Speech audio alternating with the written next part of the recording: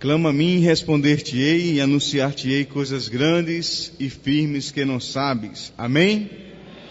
Meus queridos irmãos, mais uma tarde, eu percebo que os irmãos ficam conversando aí, se confraternizando, e a igreja também tem esse papel, né, de encontrar uns aos outros, compartilhar as bênçãos, as dificuldades, as alegrias, né, mas jamais se esquecendo do objetivo maior, que é trazer diante de Deus o seu melhor, prestar o melhor culto de adoração ao nome do Senhor. Amém? Vamos estar juntos. Clama a mim e responder-te-ei, e anunciar-te-ei coisas grandes e firmes que não sabes. Foi excelente quando eu ensinava crianças, faz muito tempo, eles respondiam até um pouco melhor do que nós. Vamos repetir de novo? Clama a mim e responder-te-ei, e anunciar-te-ei coisas grandes e firmes que não sabes. Isso é o nosso Deus falando a nós, que é necessário que nós clamemos ao Senhor. E esse não é o único lugar que podemos e devemos fazer, mas é um dos. Aonde você estiver, tem a oportunidade de clamar ao Senhor, e Ele fará de você uma bênção.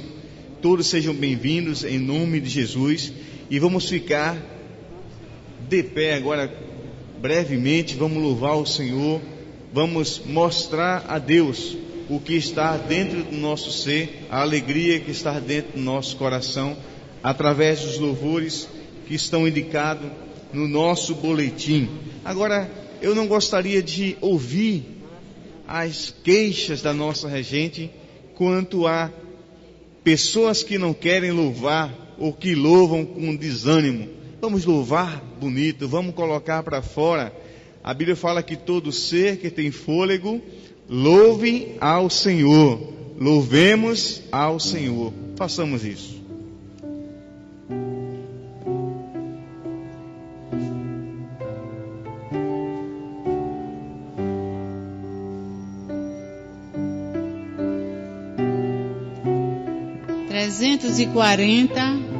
Do HCC e o 336. 340 primeiro, depois 336.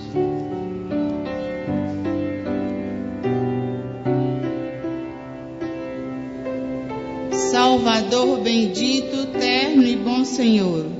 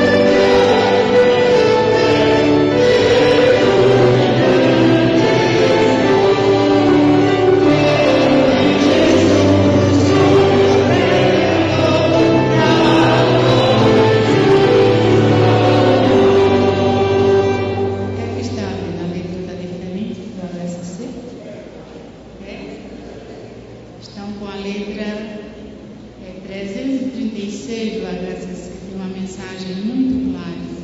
Terceira estrofe: das minhas dúvidas cruéis, Jesus me libertou.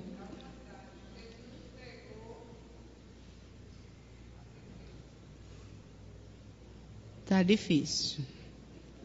Vamos cantar comigo.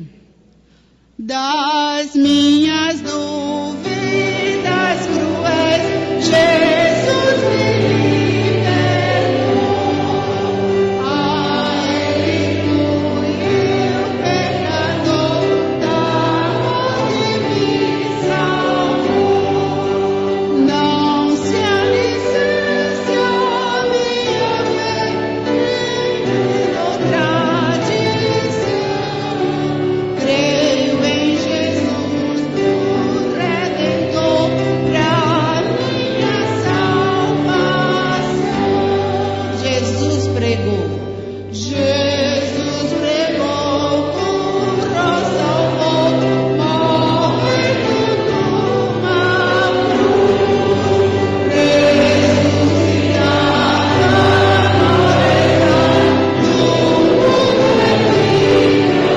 não se alicerce,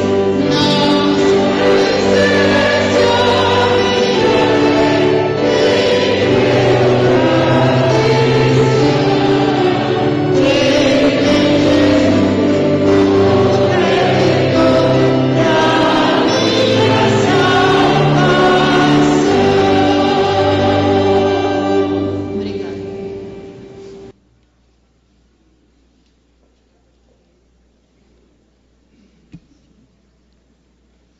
A palavra do Senhor está escrita em Hebreus, capítulo 11, versículos de 1 até o versículo 7. Nós vamos fazer essa leitura de forma responsiva.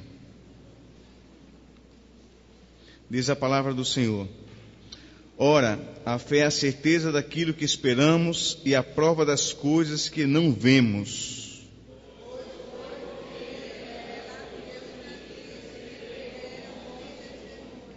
Jesus é bom. Amém? Vamos começar de novo. Ora, a fé é a certeza daquilo que esperamos e a prova das coisas que não vemos. Pois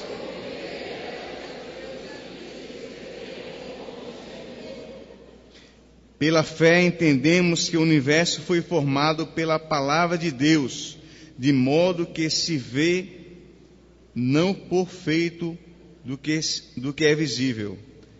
Pela fé, Abel ofereceu a Deus sacrifício superior ao comum. Pela fé.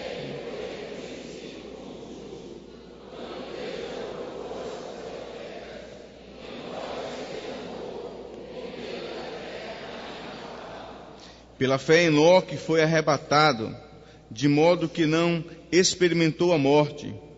Ele já não foi encontrado, porque Deus o havia arrebatado, pois antes de ser arrebatado recebeu o testemunho de que tinha agradado a Deus.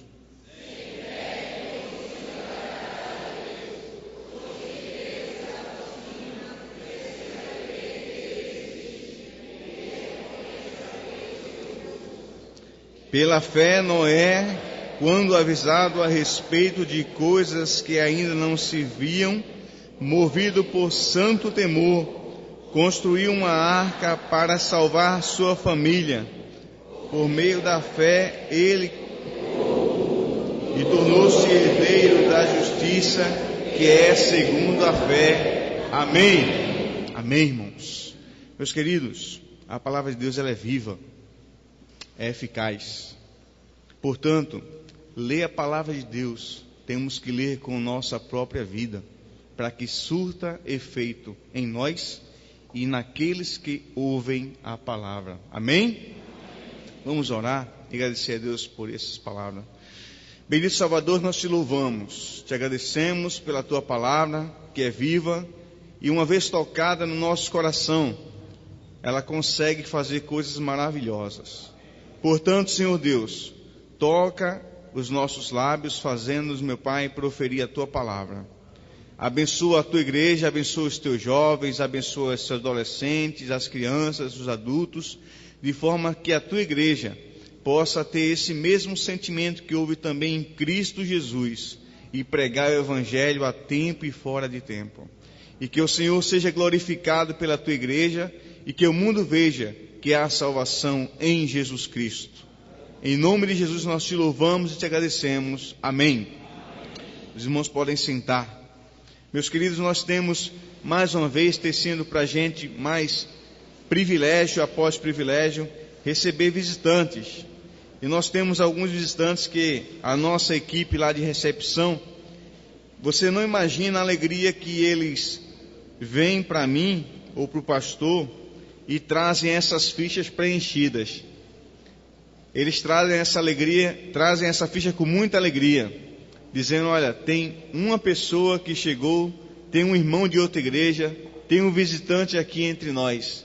E é motivo de alegria nós recebermos aqui o Luiz Carlos Cardoso. Fique de pé, por favor.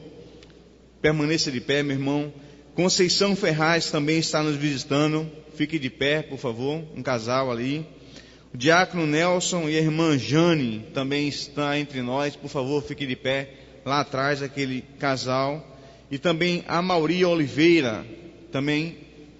Tem mais alguém que está nos visitando? Pode ficar de pé, por favor, irmãos, ainda. Quem mais está nos visitando?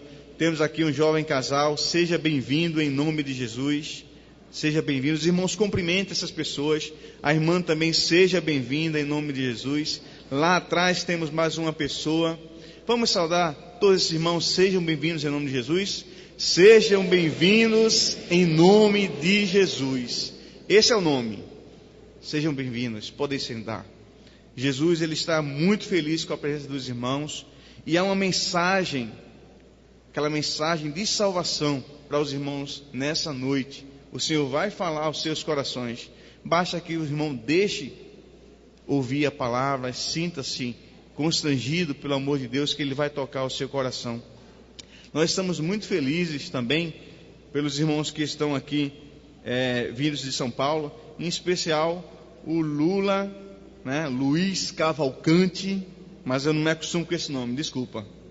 Lula e a Carla Priscila, que trouxeram juntos consigo um herdeiro. E nós vamos convidar o pastor Edivan nesse momento. Ele vai orar em favor dessa família. Gostaria que Lula viesse aqui à frente, trouxesse o Luiz Otávio, e o pastor vai fazer esse momento. Logo após, o irmão Lula vai nos adorar juntamente com a igreja, louvando ao Senhor.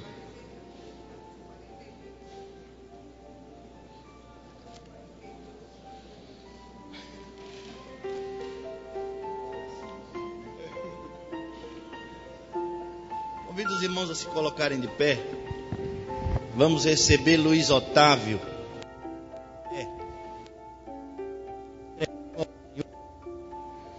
Agradecendo a Deus pela vida dele e pedindo a Deus que o receba. A palavra de Deus em Números, no capítulo 6, diz assim: o Senhor disse a Moisés: diga a Arão e aos seus filhos, assim vocês abençoarão os israelitas. O Senhor te abençoe e te guarde. O Senhor faça resplandecer o seu rosto sobre ti e te conceda graça. O Senhor volte para ti o seu rosto e te dê paz. Assim eles invocarão o meu nome sobre os israelitas e eu os abençoarei. Amém. Nós vamos orar por Luiz Otávio.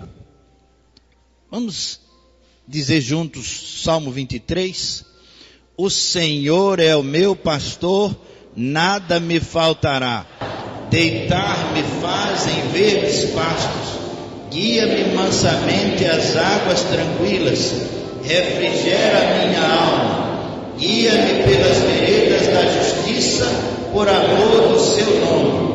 Ainda que eu andasse pelo vale da sombra da morte, não temeria mal algum, porque tu estás comigo, a tua vara e teu cajado me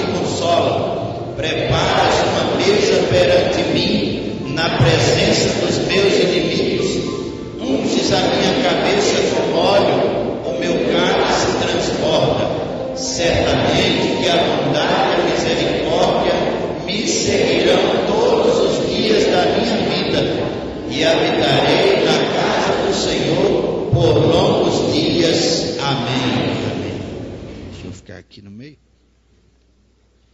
Senhor Deus, nosso Pai, aqui estamos, Senhor Deus, para o louvor da Tua glória.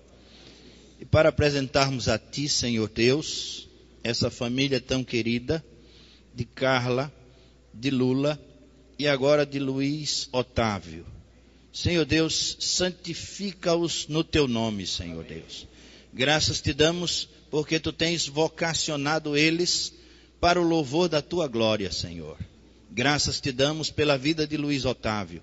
Recebe-o, Senhor Deus, os seus pais e nós, a Tua igreja, concordamos que ele deve ser consagrado a Ti, como nós fomos um dia, Senhor, e passamos pela lavagem espiritual no sangue de Jesus, que ele também possa compreender um dia que ele foi consagrado, que ele foi colocado diante de Ti, diante da Tua igreja, e que ele foi recebido nos céus e aqui na terra como profeta, como evangelista, como sacerdote.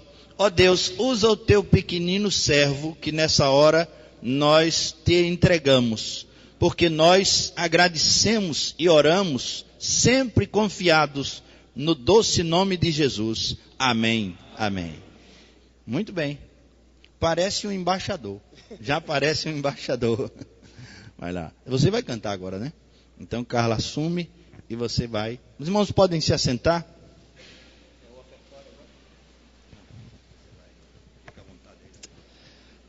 Amém. Irmãos, é uma alegria muito grande poder estar aqui, compartilhar da nossa alegria, né? A nossa bênção, o Luiz Otávio, né? Como vocês podem ver no meu rosto, estou muito feliz, né? Mas você que hoje aqui entrou sem propósito, eu queria dizer uma coisa a você nessa noite. Deixa Jesus entrar no teu barco e mudar a tua história. Amém?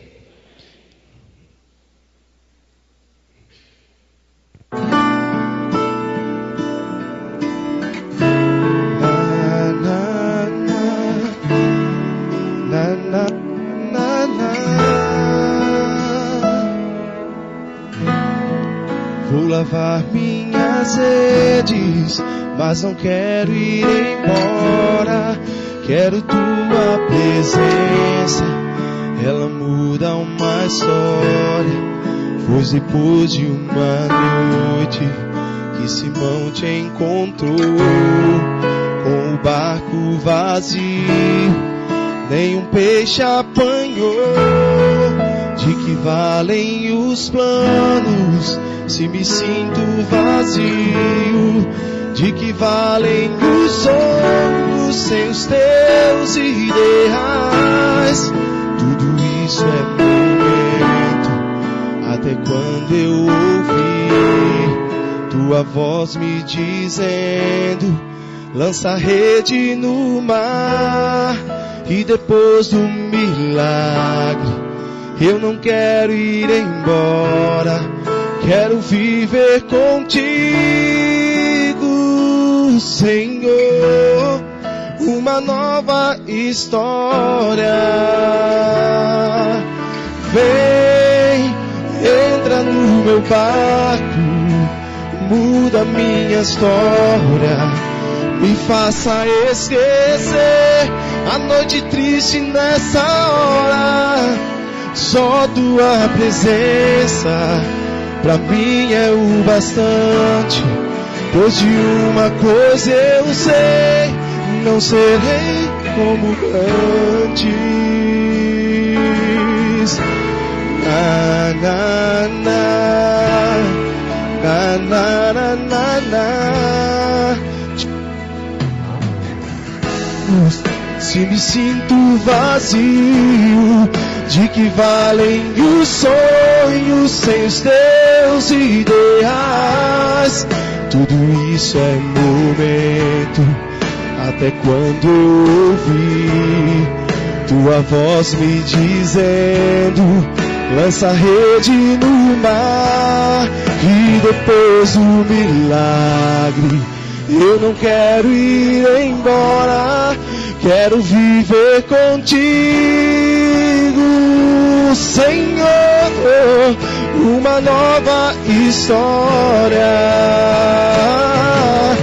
Vem, entra no meu barco, muda minha história, me faça esquecer a noite triste nessa hora.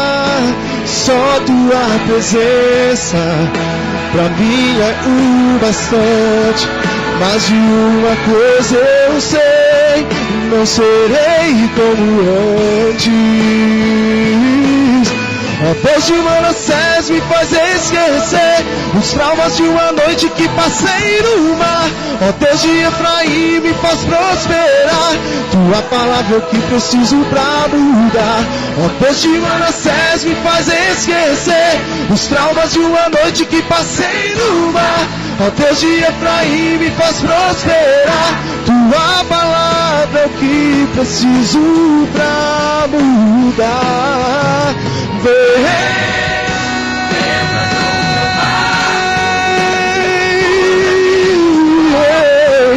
e me faça esquecer dessa hora.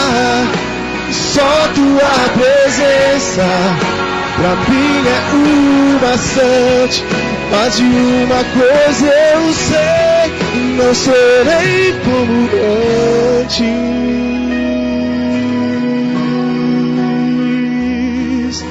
Oh, oh, oh, oh. Glória a Deus.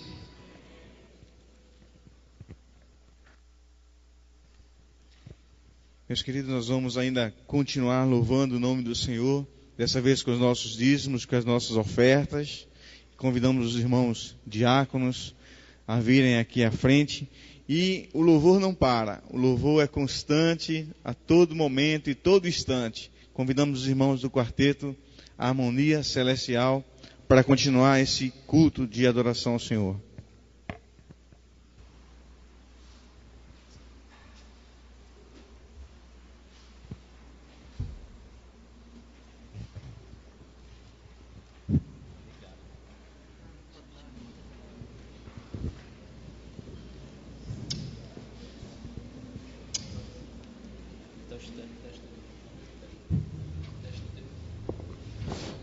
Nosso Deus, nosso Pai, nós te agradecemos por estarmos aqui na tua casa de oração. Para nós, Senhor, é um grande privilégio de estar junto com o teu povo para te cultuar, para te adorar, Senhor. Aceita toda a nossa adoração, aceita este culto que nós estamos a te prestar. Nós, neste momento, queremos te agradecer pelos teus servos, teus filhos, que trouxeram, Senhor, os seus dízimos e suas ofertas, e tem na mente, Senhor, a obrigação, a alegria, o prazer de trazer, Senhor, os seus dízimos para a tua casa. Continua, Senhor, abençoando os teus servos. Continua, Senhor, abençoando os visitantes que chegaram até aqui para te adorar, Senhor. Ó Deus, nós te pedimos também pela mensagem que nós iremos ouvir, ser como mensageiro da tua palavra, Pai. Que a tua palavra ela possa encontrar lugar na nossa vida, no nosso coração, na nossa mente. Ó Deus, te pedimos também que tu sejas com os enfermos, que muito desejaria de estar aqui na tua casa, mas não podem estar. Obrigada, Senhor, por aqueles que mesmo os enfermos estão aqui na tua casa de oração, se alegrando conosco, porque é uma alegria muito grande estar aqui. Obrigada por tudo, no nome precioso do nosso querido Salvador, é que nós te oramos. Amém. Amém.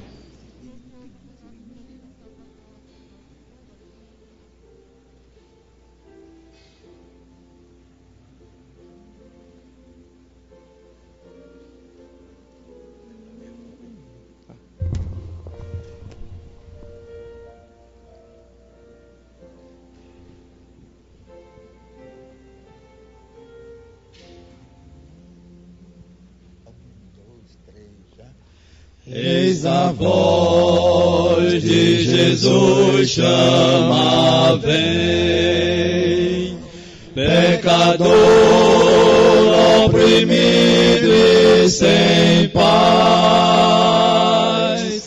atende este amor sem desdém, ao Salvador vem, ao Salvador vem, Deus chama, vem, ao Salvador vem. Os prazeres do mundo talvez te impedissem chegar a Jesus.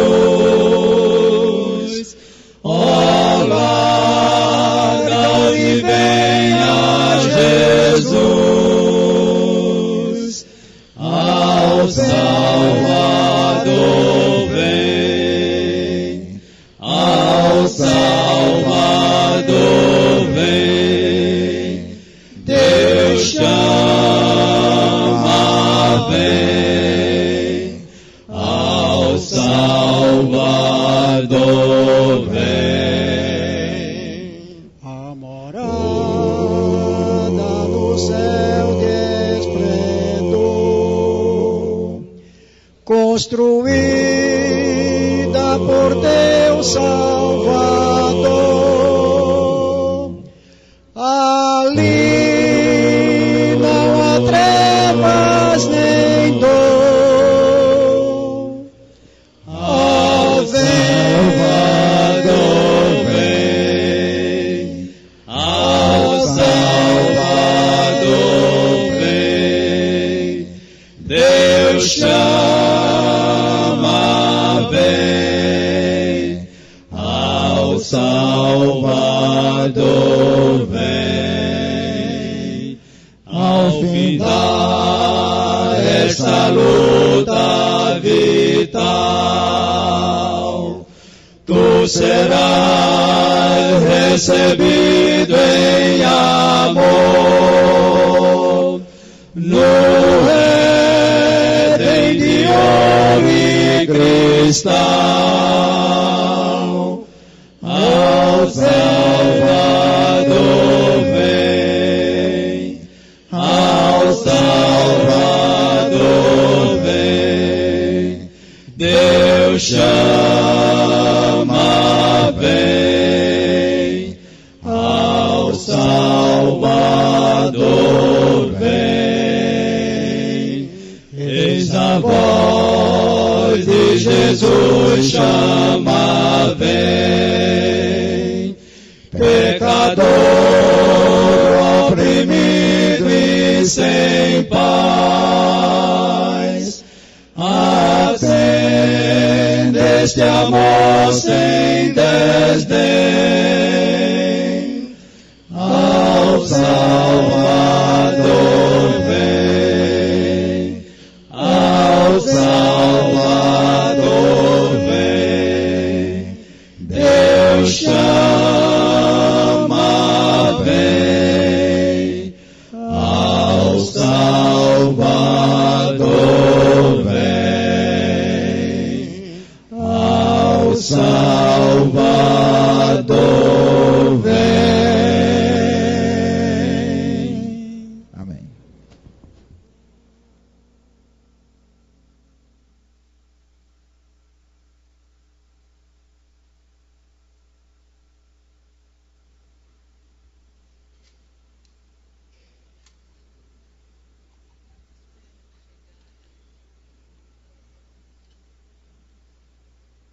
Oremos. Senhor nosso Deus, nós te agradecemos pelos dízimos e ofertas que foram depositadas nas salvas para o sustento da tua casa. E te agradecemos porque temos certeza, Pai amado, que com esses dízimos e ofertas, os seus servos também entregaram as suas vidas. Continua, Senhor, motivando os teus servos com o teu Santo Espírito, aqueles que ainda não não entendem que dizimar é um ato de amor e gratidão, que tu possas, através do teu Santo Espírito, Senhor, motivar os teus servos para que haja mais alegria, que saber que dizimar é um ato de alegria. Ó Senhor, como é bom dizimar, porque é entregar um pouquinho só do imenso que tu nos dá. Pai, sede com o restante do trabalho, abençoa o teu corpo diaconal de uma maneira muito especial, Senhor, capacitando-nos a cada dia para o louvor da tua glória. Sede com o mensageiro, com a mensagem que vai ser explanada, que ela possa encontrar, Senhor, guarda nos corações daqueles que precisam de ti e que sirva para a gente de alimento, que nós possamos constantemente, como servos teus, viver a tua palavra. Perdoa os nossos pecados, porque nós te agradecemos, Senhor, em nome de Jesus. Amém.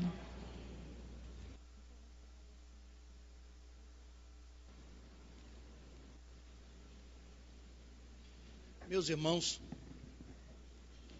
alguns anos atrás, eu fui aluno da Escola Bíblica Dominical e também professor da mesma classe. E fui substituído por um aluno.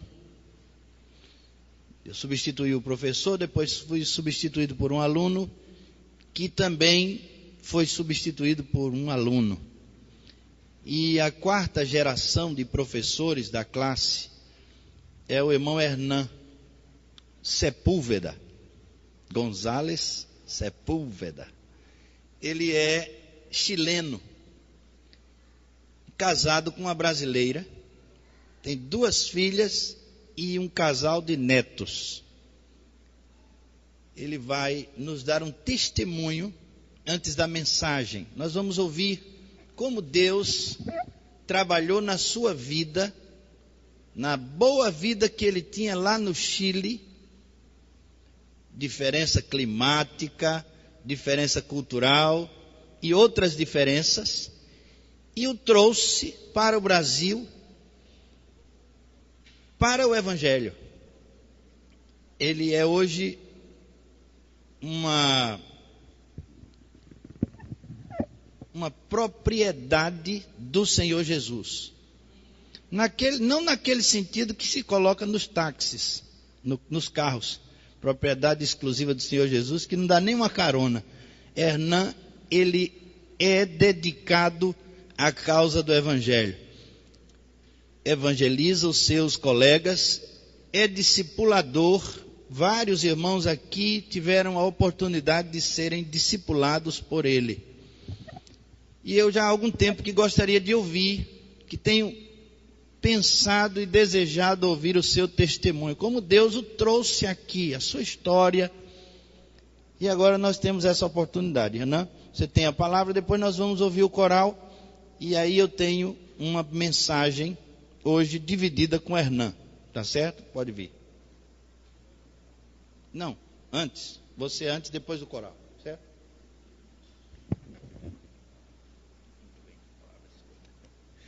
Boa noite, meus irmãos.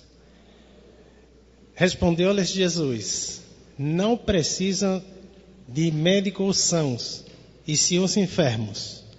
Eu não vim chamar justos, mas sim pecadores ao arrependimento. Amém? Isso você vai encontrar no livro de Lucas, capítulo 5, 31 e 32. Segure essa palavra aí. Eu tentei resumir, para não ser muito extenso, o meu testemunho. Mas não é fácil. Às vezes pensamos que tudo é importante, mas muita coisa tem que ser deixada fora, porque senão estende muito. Vou então começar explicando, para quem não me conhece, né? Eu sou nascido em Santiago de Chile, em 16 de maio de 1957, em uma família não crente. Aí eu tive uma vida normal, como qualquer pessoa, num lar bem constituído. E aos 19 para 20 anos, foi a minha primeira evangelização. Minha irmã já tinha se convertido em torno de uns 17 anos, aos 17 anos. Temos uma diferença de 2 anos, ela é mais velha 2 anos do que eu. E eu, passando por algumas tribulações da vida, ela me chama e me diz que as respostas a todos os problemas e as questões da vida estavam neste livro. E eu disse a ela: minha irmã, guarda esse livro, eu não quero. Pois bem, ela retirou-se, não insistiu, e acho que os irmãos já sabem o que ela foi fazer, né? Depois, em torno de quando eu tinha 25 anos, passando por outros problemas, minha irmã novamente, da mesma forma, me abordou, dizendo que todas as respostas estariam na Bíblia. Mais uma vez eu enjeitei e não aceitei. Então, vocês já vão vendo que houve um trabalho logo cedo, né? A partir do ano 80, mais ou menos, eu comecei a viajar para aqui, para o Brasil, a turismo. Sempre eu viajava de carro. Eu fazia todo o meu caminhar de carro por terra, já que eu sou mecânico e sou chofer, né? As duas coisas juntas já é propício para a pessoa viajar muito. Então, em uma dessas viagens, em 1986, eu conheci uma linda loira de olhos azuis, chamada Teresa, que é a minha esposa atualmente. Aí eu chamei ela para morar no Chile. Tudo isso eu estou resumindo muito, viu, para não estender. Chamei ela para morar no Chile, e foi assim que aconteceu. E no dia 4 de agosto de 1987, casamos. Aqui eu vou fazer um parênteses, para você ter uma ideia que tipo de pessoa eu era. Eu casei no civil e não convidei ninguém, nem a meus pais. Então você por aí já vai sentindo o tipo de pessoa que eu era, né? Não era uma pessoa que considerava muito as outras pessoas, né? Que deixar de fora a família, os pais, não comunicar nada e chegar casado em casa. Eu casei. Eu acho uma falta de respeito enorme, né? Por aí você já vai tirando o tipo de pessoa que eu era. Eu era uma pessoa que achava que resolvia tudo. Não tinha coisa difícil para mim. Então isso tornava mais difícil a minha aproximação com Deus. E aí então eu não tive muita sorte. Esse ano de 1987, que estávamos morando no Chile, tivemos um inverno de 2 graus negativos. Imagina você o que isso foi para minha esposa. Eu pensava que pelo fato de ser loirinha, branca, ela ia aguentar o frio, mas não foi assim não. Ela sofreu muito com o frio. E depois tivemos o que tem muito lá no Chile, um tremor de terra. Para quem nunca experimentou um temblor, um terremoto, é terrível. E ela disse que não queria mais morar no Chile, que queria voltar para cá. Então, por aí, no final de 87, viemos morar aqui em Olinda. Eu vim somente com entusiasmo. Eu não quis me desfazer de nada no Chile. Eu vim só com entusiasmo e tentar fazer a vida aqui. Mas foi muito difícil. O Brasil estava passando por uma inflação galopante. Estava muito difícil. Então nós ficamos aqui pagando aluguel e com muita dificuldade. Os irmãos devem se lembrar, né? O tempo de Sarney, como era a inflação. Chegou um momento em que eu não podia mais suportar os preços de aluguel, condomínio. Trabalhava eu e minha esposa e não era suficiente. E aí vinha também a nossa primeira filha, Kelly. Em 8 de julho de 88, nasce Kelly, nossa primeira filha. E aí você vai entender que as coisas ficam mais difíceis ainda. Com uma criança, tem que cobrir todo tipo de gasto que uma criança traz. E resolvemos voltar para o Chile, porque a situação não permitia mais ficarmos aqui. E no fim de 1988 voltamos ao Chile. E nesse período, eu tenho que fazer um parêntese, minha mãe sempre me contou que ela tinha 3 desejos que pedia a Deus, 3 pedidos. Era morrer jovem, conhecer um filho meu e morrer em casa, sem dar trabalho a ninguém. Pois bem, nós chegamos lá, nossa filha completou 1 ano, fizemos a festa dela, mas com 1 mês depois, o dia 22 de agosto de 1989, se cumpre um dos pedidos de mamãe, ela morre. E aí, então, foi muito difícil, porque minha esposa estava muito apegada a ela e morreu nos braços dela. Então, foi muito difícil para minha esposa esse momento. E também para mim, lógico. Mas, mesmo assim, continuamos em frente. E minha esposa disse mais uma vez: olha, tudo que eu poderia ter feito para ficar aqui era a companhia da tua mãe. E agora que eu não tenho ela para me ajudar, fica difícil novamente. Mais uma vez, pensar em voltar para o Brasil. Veja que a essa altura estou tentando resolver tudo ainda, né? Eu estou indo. Outro já tinha desistido, mas eu era daquele que dizia: não, eu vou resolver. Aí, quando dá dezembro, ou janeiro, mais ou menos isso, minha esposa engravida da mais nova, de Kátia. Pois bem, alegria por um lado, mas complicação pelo outro, né? Mais uma preocupação para uma viagem que nós pensávamos em voltar para cá, para o Brasil. Mas como era uma pessoa que resolvia tudo, mandei minha esposa em frente com uma no braço e outra na barriga. E eu fiquei lá, no Chile, vendendo as coisas, resolvendo tudo para juntar dinheiro para comprar uma casa aqui. Porque eu notei que sem ter a casa própria, aqui fica muito difícil. Pois foi o que fiz. Eu fiquei juntando o dinheiro, vendendo algumas coisas, e aqui é uma parte importante. Entre as coisas que eu queria vender, foi meu carro. Pois, meus irmãos, eu não consegui vender o carro.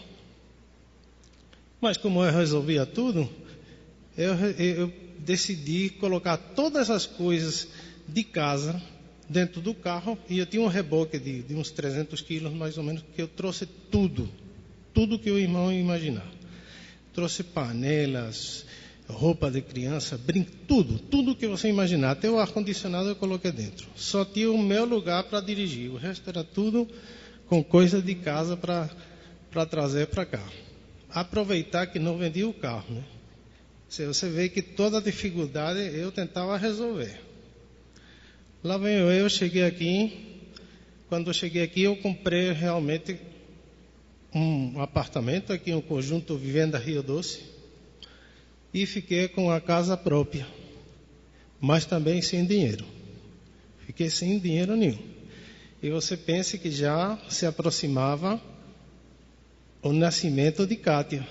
E eu estava sem plano de saúde, não tínhamos nada, mas como eu tentava resolver tudo, então o que eu fiz? Falamos no tricentenário e conseguimos o parto com as freiras quase de graça. E nasce Kátia. Aí quando nasce Kátia, temos uma já com 2 anos no colégio. Os irmãos já sabem do que é isso, né? Material escolar, plano de saúde. E a outra que está chegando, que minha esposa não podia amamentar, então o que aconteceu? Aquele leite especial bem barato que tem, né? E já estava começando a ficar pesado. Eu estava começando a ter já problema sério, tanto financeiro. Esse problema financeiro também ia desequilibrando o relacionamento com a minha esposa. Estávamos discutindo muito.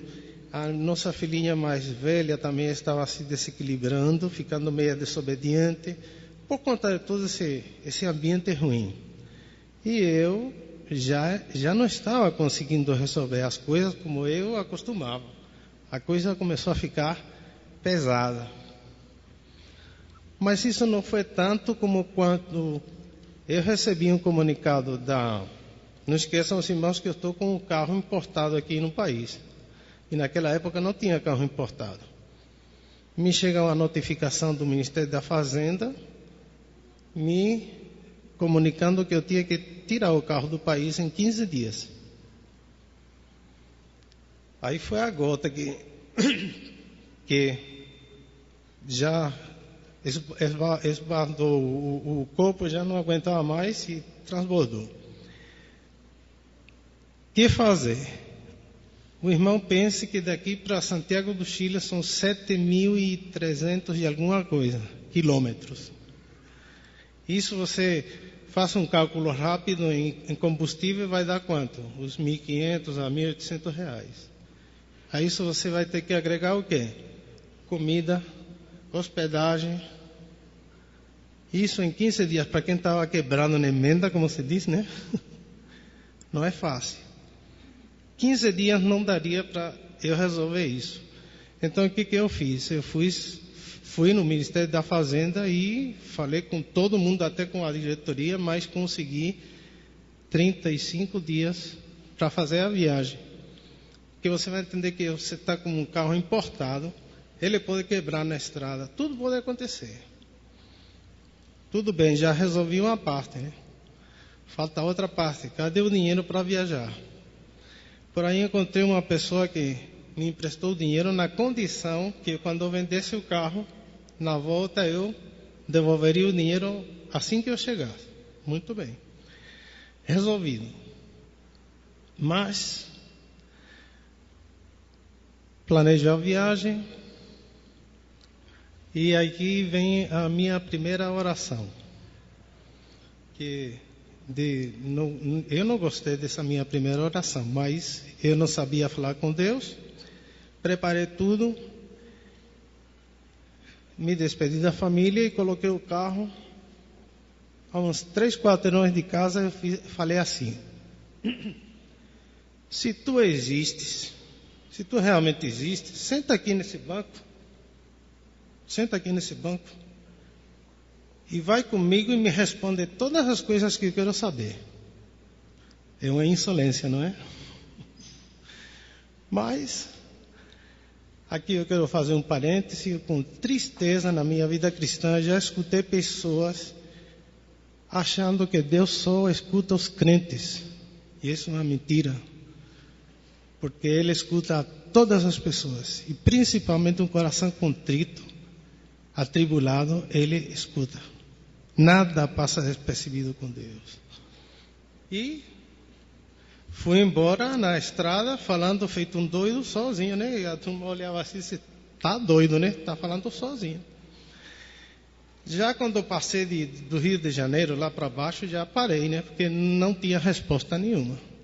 Deus, na sua enorme sabedoria, não me respondeu nada.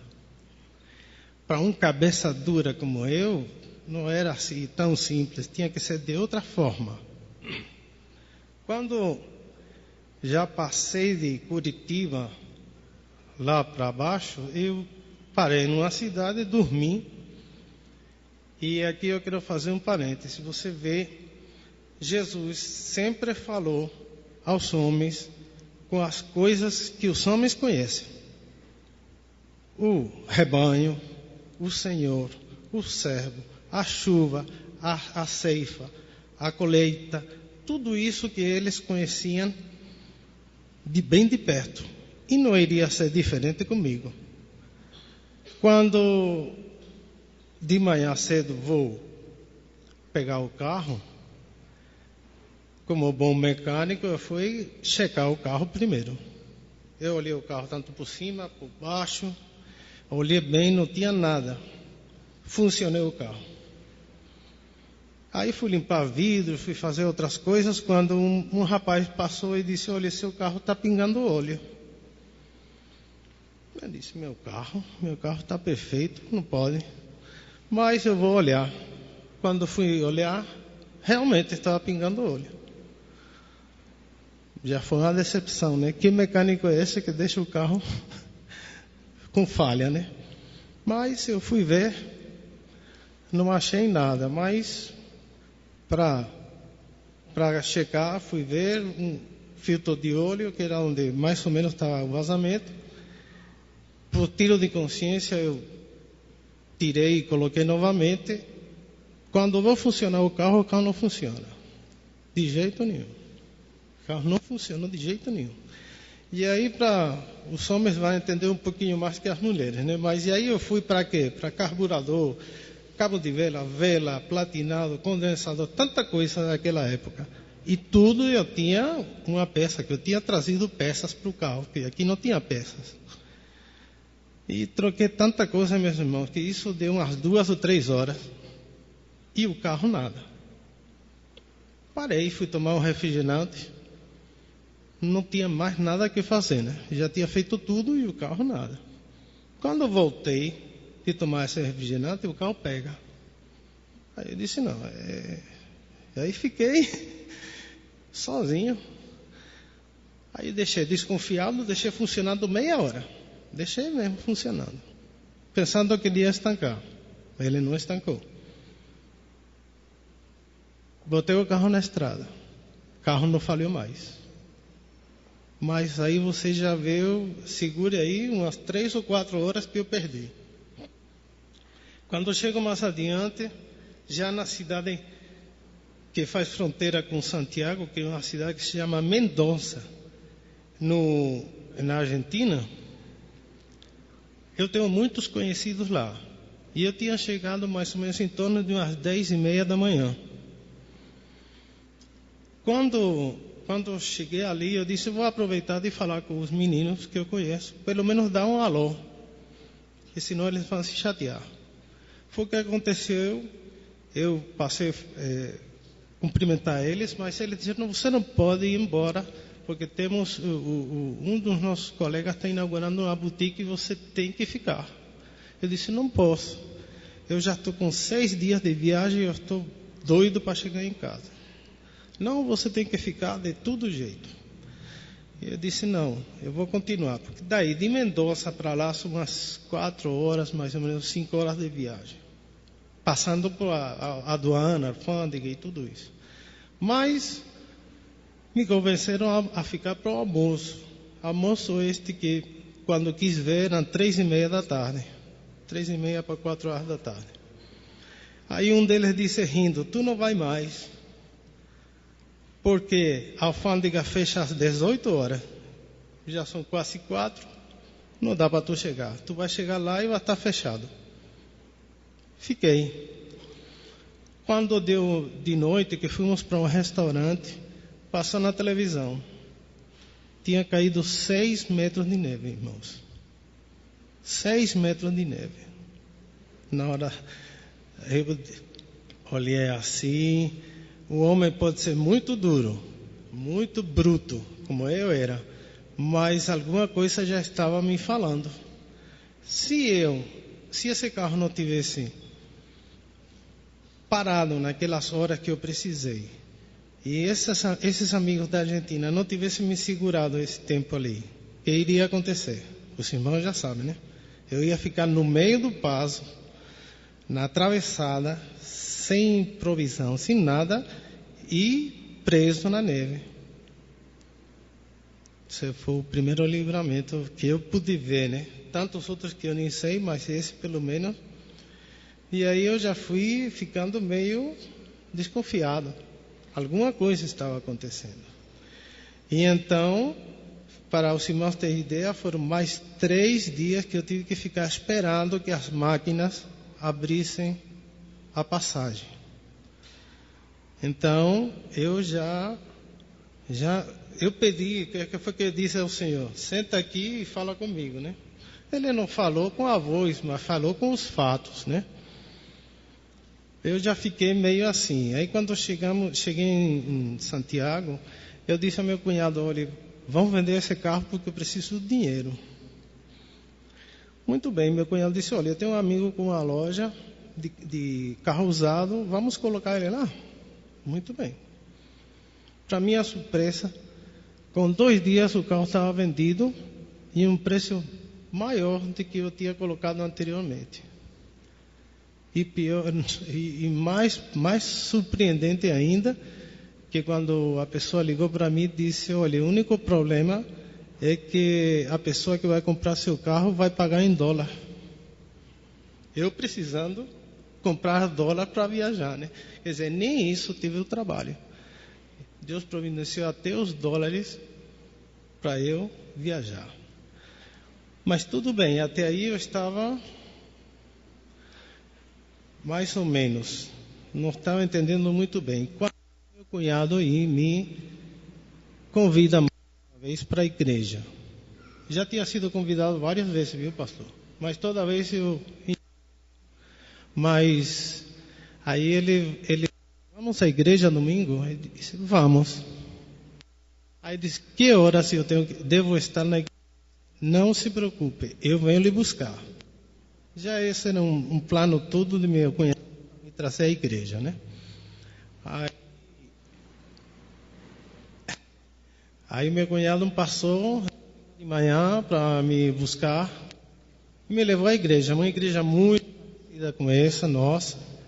E ele irmã também, chegamos à igreja, minha irmã logo para falar com algumas pessoas, eu fui com meu cunhado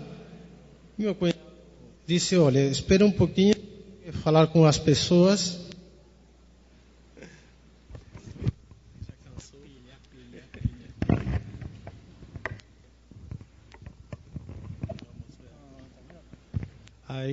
Aí então, disse, olha, eu vou deixar você numa sala aqui, que nós fazemos a escola bíblica dominical, e você me espera aqui que eu vou resolver umas coisas lá dentro. E me deixou uma sala, tinha vários irmãos, me acolheram muito bem. Agora note que fui direto para a escola bíblica dominical, né? Direto, não foi para outro lugar não. E aí então os irmãos me cumprimentando e me mostrando a revista da escola bíblica dominical, me mostrando a lição desse dia, as perguntas, tudo direitinho. Quando eu fiz a pergunta, né? E quem é o professor? Aí disseram, não, a professora ainda não chegou, mas daqui a pouco ela chega. Muito bem, eu fiquei conversando com os irmãos, quando de repente disse, olha, a professora chegou. Quando me viram, era minha irmã. Aí então já viu, né? Já me senti inflado, né? Eu sou irmão da professora, né? Me senti em casa. Aí começou a escola dominical, a lição. Eu me senti em completa liberdade de opinar, de perguntar. Acho que foi o melhor que aconteceu, porque se o professor fosse outro, talvez eu ficasse meio assim retraído, né? Mas como era minha irmã, né? Quem vai dizer alguma coisa? Eu sou irmão da professora, né? Aí resultado, foi muito bom. Eu gostei muito. Me presentearam com a revista, né? E logo na segunda-feira eu já tinha respondido a lição do domingo seguinte, né? Que eu estava empolgado, eu queria, não via as horas chegar o próximo domingo para eu me mostrar, né? Com os irmãos, já que eu era irmão da professora, né? Mas e assim foi, meus irmãos. À noite nós fomos ao culto e houve chamada. Foi chamado o pecador. Mas aí eu senti vontade de me levantar, mas eu pensei assim, disse, vou fazer o que lá na frente? Eu estou todo sujo, eu estou cheio de pecado, não posso ir à frente. E fiquei sentado. No outro domingo, fomos à escola dominical, tudo direitinho, sem nenhum problema. Novamente, domingo houve apelo, e a mesma coisa, dizendo, olha, todo mundo aí com a Bíblia na mão, sabe da Bíblia, tu não sabes de nada. Me fiquei sentado. Então, veja, irmãos, eu estava nesse pensamento, querendo estar pronto, querendo saber tudo, querendo estar limpo. Está entendendo agora? Por isso, quando você está fazendo o apelo, eu normalmente oro assim, que o Senhor tire toda dúvida, todo acanhamento, toda vergonha, toda timidez, para que a pessoa possa vir à frente. Era o que acontecia comigo. Eu estava preso em meus pensamentos. Não estava querendo ir à frente. Mas aí, o domingo de manhã seguinte, houve uma coisa diferente. Deus fez diferente. Trouxe um missionário, pastor missionário americano, Roy Worley, o nome dele. E ele pregou de manhã. E coisa que é muito difícil, você sabe, pastor, né? Fazer chamada de manhã. Mas a pregação foi evangelística totalmente. E a pregação foi justamente em cima de Lucas 5, de 27 ao 31. Que foram os 2 versículos que eu me converti com esses 2 versículos que recitei para os irmãos. E aí o pregador começou, com aquele sotaque de americano mesmo, a perguntar se quando estivesse com dor de cabeça, a pessoa iria ficar melhor, esperar ficar bem, sem dor de cabeça para ir para o doutor. Aí perguntou, se você está com dor de barriga, com muita dor no seu rim, você espera a dor passar ou vai imediatamente ao doutor?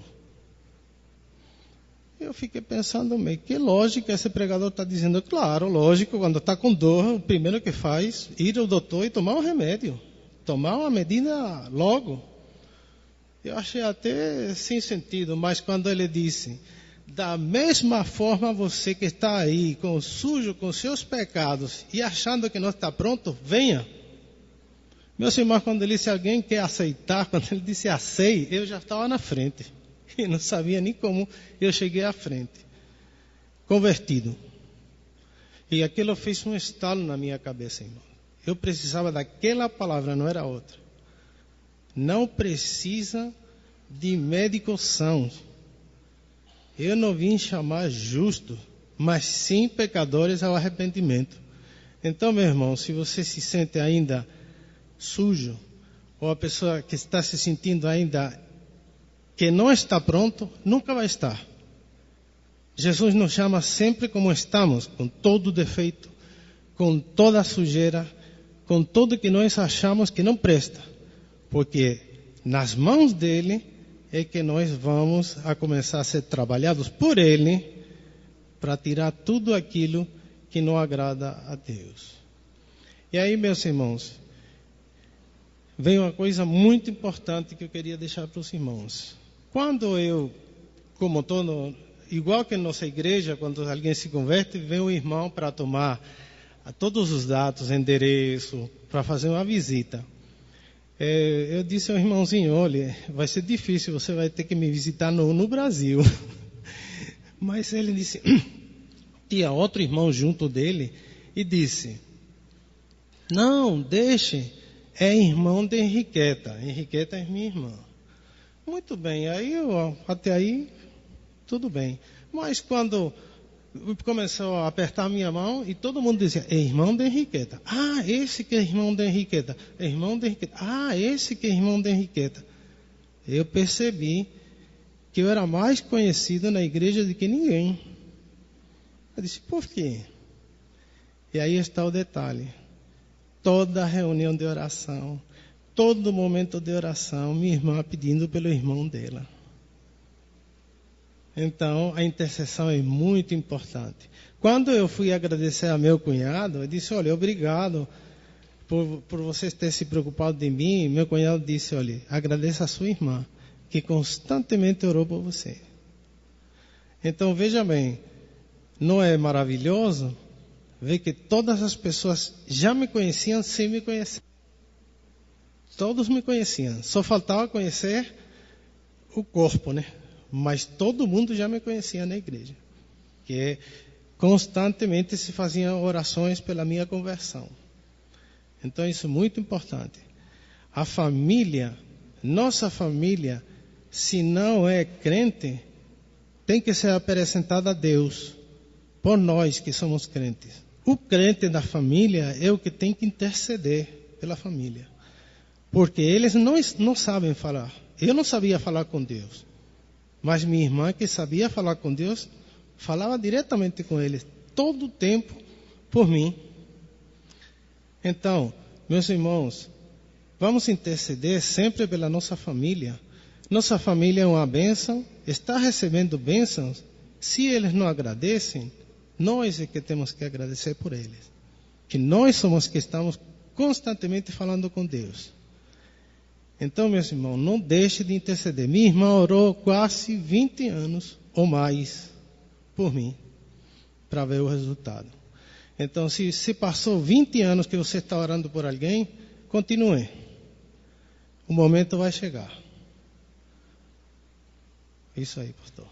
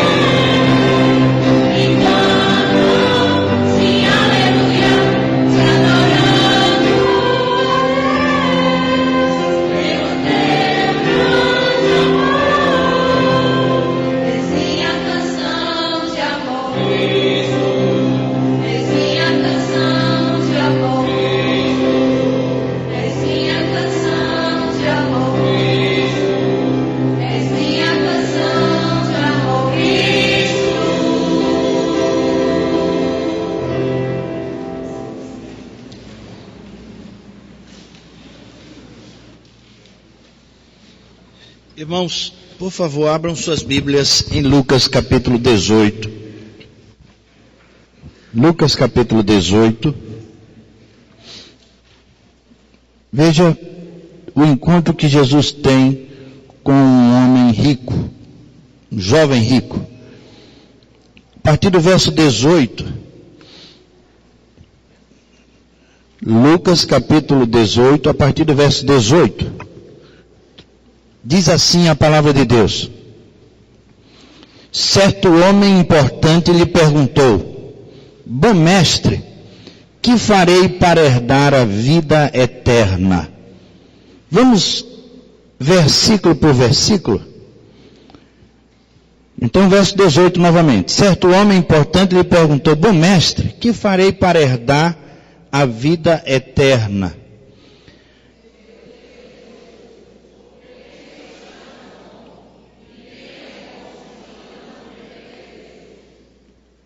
Você conhece os mandamentos: não adulterarás, não matarás, não furtarás, não darás falso testemunho, honra teu pai e tua mãe.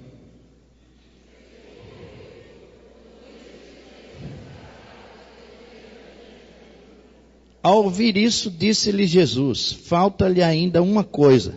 Venda tudo o que você possui, dê o dinheiro aos pobres e você terá um tesouro nos céus. Depois venha e siga-me.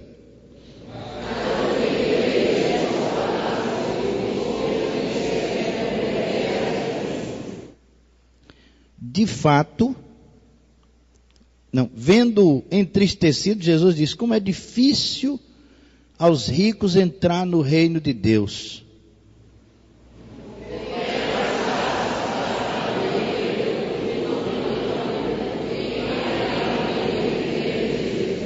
Os que ouviram isso perguntaram: então quem pode ser salvo?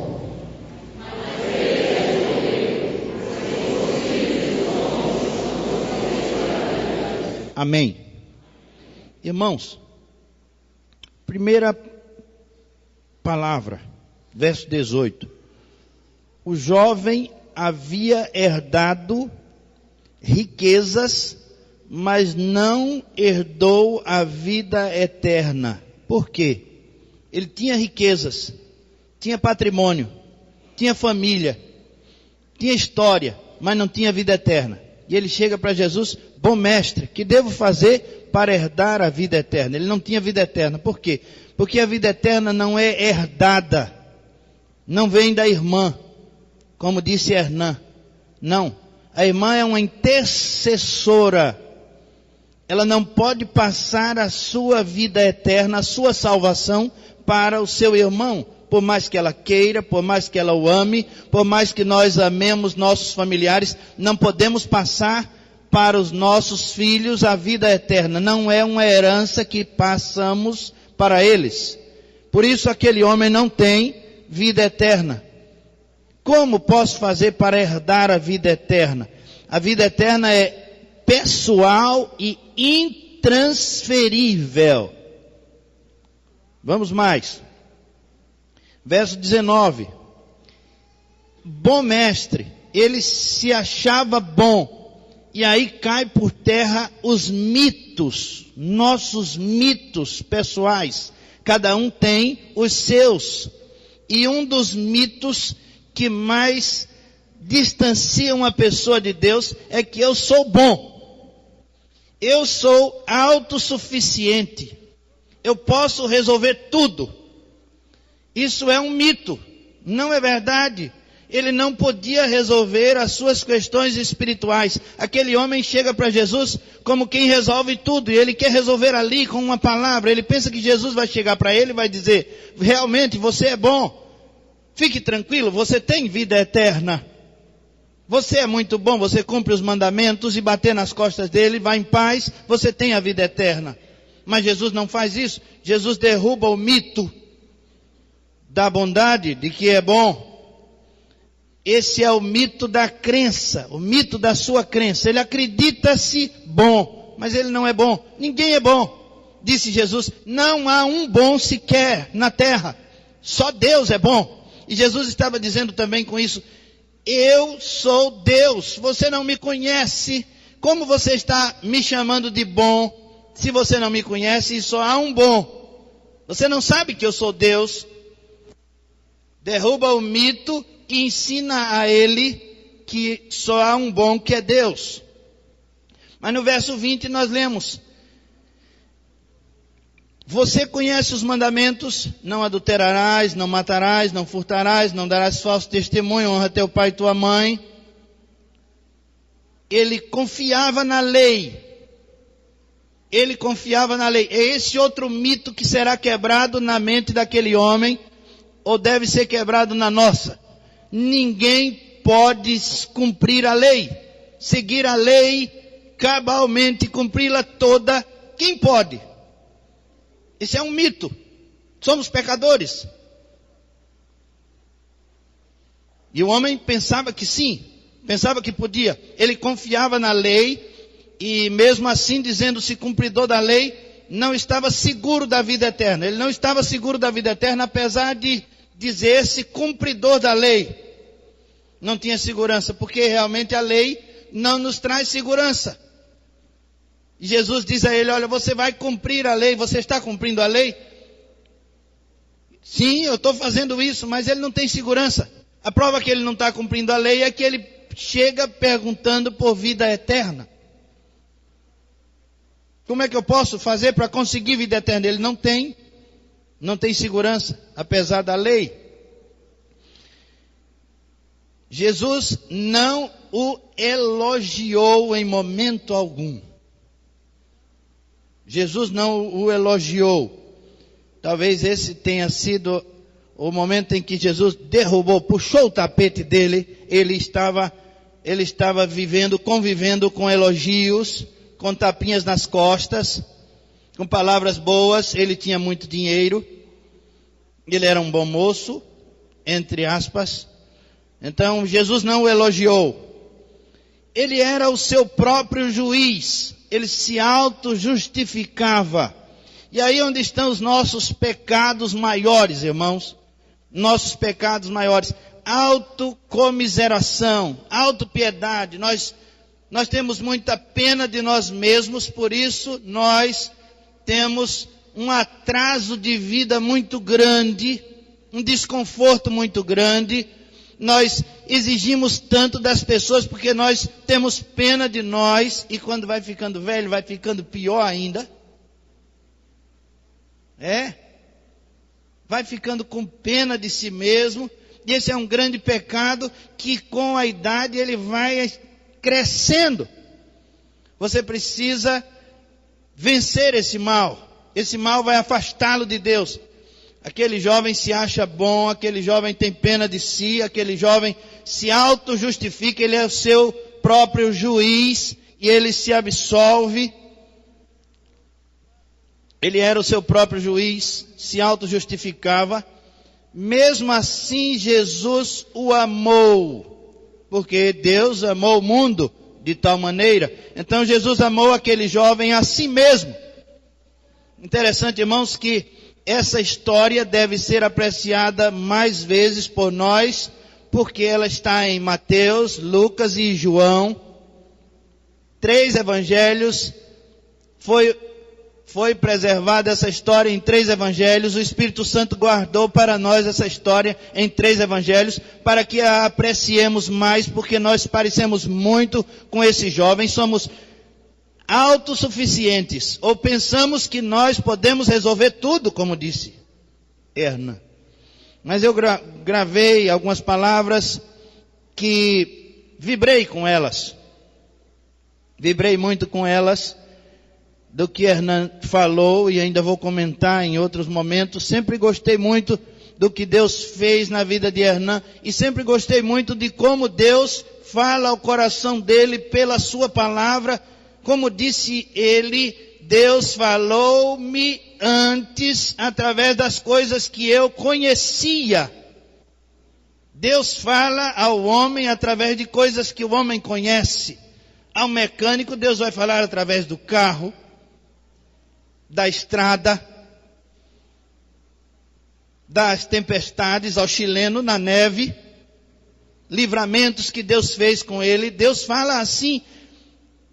E é isso que me encanta com esse chileno, porque Deus tem falado com ele, e também com a sua família. Mas aquele jovem era o seu próprio juiz. Isso o distanciava de Deus. Mas no verso 22 nós lemos: ao ouvir isso, disse-lhe Jesus: falta-lhe ainda uma coisa. Meus irmãos, aquele jovem é quase perfeito aos seus próprios olhos. É quase perfeito aos olhos da sociedade. É quase perfeito aos olhos de todos, da cultura. Ele é quase perfeito, ele é rico. E as pessoas pensam que quem é rico é porque é abençoada ou abençoado. Mas Jesus toca na ferida daquele homem. Jesus disse: falta-lhe uma coisa. Jesus não diz: você tem tantas coisas. Jesus não disse: você é muito bom porque você tem tudo isso. Não, Jesus disse: falta-lhe uma coisa. E eu vou dizer a você hoje que Jesus vai dizer a você, vai apontar para você exatamente para aquilo que lhe falta. Ele não vai elogiar você ou dizer que você é bom, dizer que você tem tudo. Ele vai dizer aquilo que falta. Esse é o verdadeiro evangelho da graça de Deus. Ela aponta para o que falta em nós. A graça de Deus aponta para o pecado, para o erro, para a sujeira. Ele aponta para o que falta. Ele disse: falta-lhe uma coisa. Isso mexe com os brios daquele jovem. Ele é quase perfeito, mas é imperfeito diante de Deus. Os quase perfeitos somos imperfeitos diante de Deus. Jesus diz: falta uma coisa. Jesus aponta para o que falta e esquece tudo que já existe, porque não há perfeito diante de Deus. Jesus preocupa-se com os pobres. E Jesus diz àquele homem: vai, vende tudo que tens, dá aos pobres, depois vem e me segue. Mas não é esse o tema principal da conversa de Jesus com o jovem rico Hernã. Eu não sabia como era o nome desse homem. Mas, irmãos, já pensaram vocês dizer assim a Deus: se o Senhor existe, senta aqui, que nós vamos conversar? 7.300 quilômetros de conversa com Deus. É muita autossuficiência, não é não? É muita arrogância. É se encher de si, não é verdade? Mas Deus não se abala com isso. Ele fala realmente. Só não fala como a gente pensa. Só não diz o que a gente quer. Ele diz: falta-lhe uma coisa. Falta-lhe uma coisa. Ele não diz: você está cheio. Ele diz: falta-lhe uma coisa. Está faltando em você algo que eu tenho. Ele não diz assim: está faltando algo em você e eu não sei onde comprar, eu não sei onde encontrar, você vai procurar a vida toda. Não, ele diz: está faltando algo em você e eu tenho isso que falta em você. Esse vazio eu posso preencher. Ele diz: vai, vende tudo que tens, dá aos pobres, depois vem e segue-me. E tu terás um tesouro no céu. Jesus está dizendo: eu posso encher você daquilo que lhe falta. Eu posso suprir você. É isso que Jesus está dizendo. Mas Jesus queria esvaziá-lo. Jesus queria esvaziá-lo, tirar tudo dele. E tudo, irmãos, é tudo mesmo. Jesus disse: vai, vende tudo que tens, dá aos pobres. Jesus estava dizendo: vai, vende até a casa onde moras. É tudo. Depois vem e me segue. Mais adiante a gente vai ver Pedro dizendo: Senhor, nós deixamos tudo, literalmente tudo, e te seguimos. Deixamos todas as coisas que nós tínhamos.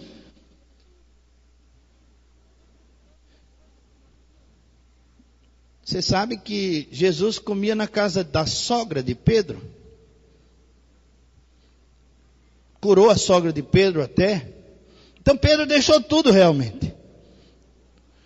Não foi por isso que não foi fácil para ele deixar, porque tinha uma sogra na história. Ele deixou tudo porque Jesus chamou, e o convite de Jesus foi muito forte. Foi irrecusável, irresistível. E ele deixou tudo. Jesus queria esvaziá-lo para que ele tivesse aquele sentimento que houve também em Cristo, nele mesmo. Jesus teve quando deixou o céu, aquele sentimento, ele esvaziou-se e Jesus quis que aquele homem sentisse a mesma coisa. E ele deseja que eu e você sintamos a mesma coisa.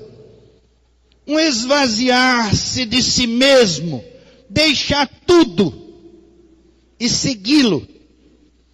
O preço é alto e há muitos que não querem pagá-lo. Há muitos que não querem pagar o preço. Mas o resultado é um tesouro no céu. Os reformadores da igreja, apontando, olhando para a Bíblia, eles entenderam que nós fomos salvos para dar glória a Deus. Foi para isso que nós fomos salvos. Deus está chamando aquele jovem, como trouxe Hernan e trouxe cada um de nós até aqui, para darmos glórias a Deus. Mas o ensinamento moderno, do evangelho moderno, diz que nós fomos salvos para sermos abençoados. Não é verdade. Nós fomos salvos para dar glória a Deus e não para sermos abençoados. A bênção é dar glória a Deus. A bênção é louvar a Deus. Essa é a prosperidade. Conhecer a Deus, adorar a Deus, viver para Deus. É isso que a palavra de Deus nos ensina, mas o evangelho moderno, ele ensina, os evangélicos modernos, eles ensinam que nós temos que ser abençoados, senão não somos de Deus. Os filhos de Deus são filhos de Deus. Você já pensou? Eu sou filho de Deus, irmão de Jesus. É mole ou quer mais? É assim que está escrito por alguns no evangelho moderno. Mas não é verdade isso. É verdade que eu sou filho de Deus, é verdade que eu sou de Jesus.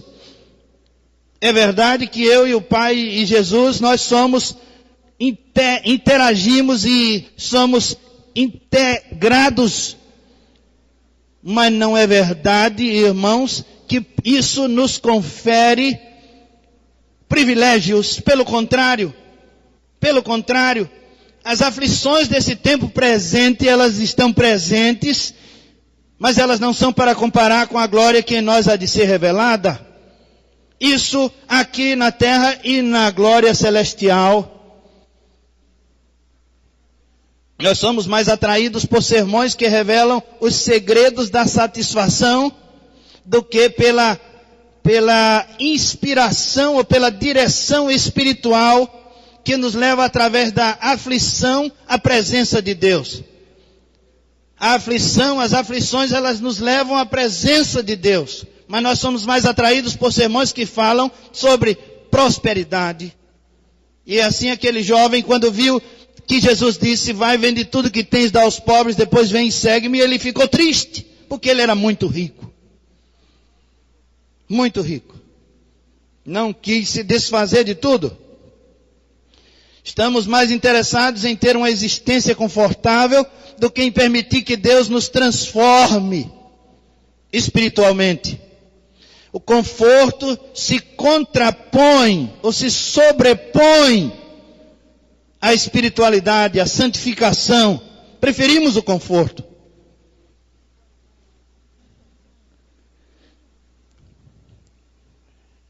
No final de tudo, o que será encontrado em mim e em você? Segunda carta de Paulo aos Coríntios, verso 5, ou capítulo 5, verso 10. Segunda carta de Paulo aos Coríntios, capítulo 5, verso 10, diz assim o apóstolo: pois todos nós devemos comparecer perante o tribunal de Cristo, para que cada um receba de acordo com as obras praticadas por meio do corpo, quer sejam boas, quer sejam más. Todos nós devemos comparecer perante o tribunal de Cristo. A sua vida será esquadrinhada diante de Deus. Todos nós vamos comparecer diante de Deus com as nossas obras, boas ou más. Nossa vida vai ser colocada numa revista em quadrinhos. Esquadrinhar, na minha cabeça, pode ser isso também, colocada numa revista em quadrinhos. E você vai ver todos os momentos da sua vida. Lá perto da minha casa, numa rua antes da minha, tem um casal que eles se encontraram ao longo da história deles. O homem, é da minha história, da minha primeira infância. Ele morou lá na rua do Cacimbão, onde eu morei, no Morro da Conceição. E a moça é da minha adolescência. Ela morou no Bom Sucesso, aqui em Olinda. Os dois se casaram. São quadrinhos da minha história que se uniram. No dia, irmãos, do juízo, nós compareceremos diante do Senhor. E os quadrinhos da nossa existência se unirão numa revista. Deus há de nos ver. Deus há de nos contemplar. E Ele vai ver as nossas boas obras. E Ele vai ver as nossas obras que não são tão boas. É isso que o apóstolo Paulo está dizendo. Por isso nós que seremos passados em revista, precisamos estar prontos agora.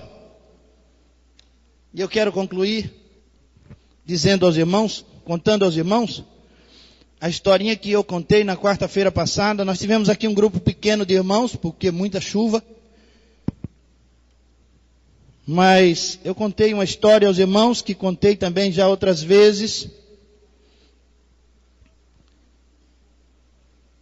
de um menino depois da Segunda Guerra Mundial, que estava perambulando pelas ruas, e um navio parou no porto lá na Inglaterra, e o comandante do navio saiu com parte da tripulação e foi comer num restaurante. E quando eles estavam comendo ali no restaurante, o menino chegou e viu e pediu, fez um sinal com a mão pedindo. E o comandante mandou ele se aproximar e deu comida a ele, e ele comeu aquela comidinha ali. E o comandante ficou olhando para ele, descalço, no frio. E o comandante disse: cadê sua mãe e seu pai? Ele disse: eu não tenho mãe nem pai. Morreram na guerra. Você mora onde? Moro na rua. E ele disse: você quer ir comigo, mar adentro, viajar, morar no navio? Disse: eu quero sim. Então vá se aprontar e volte, que você vai comigo. Ele cuspiu na mão, passou a mão no cabelo e disse: estou pronto. E ele foi no navio com o comandante, com a tripulação, e ele cresceu naquele navio, e ele tornou-se um homem, e ele viveu ali toda a sua vida. Sabe como era o nome dele? Estou pronto. Estou pronto é o nome dele. Todos o chamavam assim: estou pronto, vem cá. Irmãos, Deus quer nos esvaziar, tirar de nós o pecado, tirar de nós a autossuficiência, tirar de nós esse pensamento de que somos bons. Não somos bons, somos pecadores. Deus nos quer com Ele. Deus nos quer encher da sua graça, do seu perdão, do seu Espírito. Deus quer que nós entremos na eternidade com Ele. Você está pronto? Nós vamos cantar uma música. E eu agradeço a Deus pela vida de Hernan, pela vida de Henriqueta, pela vida de Kelly, de Kátia, dos netos, pela vida de Teresa. Deus usa toda essa família para falar com Hernan. E usa Hernan para falar com a família. E hoje usou para falar conosco. Deus falou ao seu coração. Se Deus falou ao seu coração e você deseja ter um encontro pessoal com Deus, eu quero que você saia do seu lugar e venha aqui à frente, em nome de Jesus. Deus abençoe você, minha irmã. Deus abençoe você. Se há mais alguém entre nós que deseja fazer essa decisão, tomar essa decisão gloriosa, tomar essa decisão gloriosa de aceitar Jesus, é Deus que diz a você: sente aqui que eu quero falar com você. É Deus que diz. É Deus que diz. Então, se você quer aceitar Jesus também, como essa jovem, saia do seu lugar e venha à frente. Em nome de Jesus. Em nome de Jesus. Vamos cantar uma de nossas músicas. Vamos ficar em pé. E vamos cantar. Não temos muito tempo ainda. O tempo já acabou, aliás. Mas você pode vir à frente ainda, entregando sua vida a Jesus. Se você quiser. Venha. Em nome de Jesus. Fazendo uma reconciliação. Fazendo uma reconciliação. Colocando-se diante de Deus. Consagrando a sua vida. Venha. Nós vamos cantar uma estrofe apenas. Devido ao avançar da hora. 239. 239 é o hino que nós vamos cantar. Se você quiser, venha. Apenas uma estrofe. Quer cantar aqui, Bela? –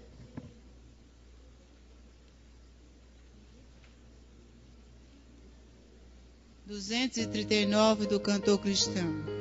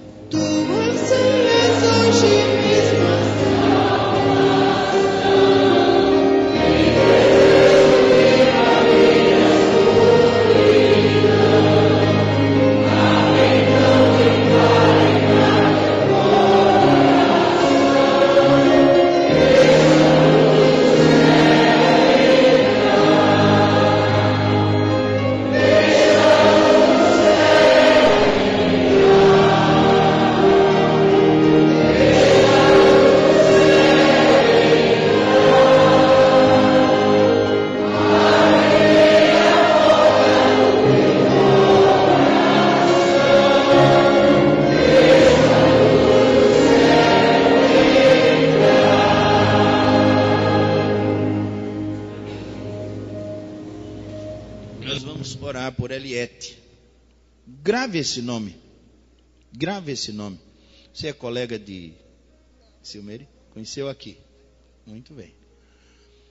Mas agora é irmã. Amém.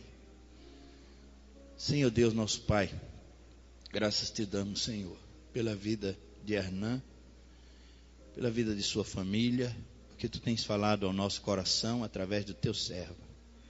Graças te damos, Senhor Deus, pela sua luta, pela intercessão que ele vem fazendo pela sua família todos esses anos, que nós temos orado também por ele, pela sua família.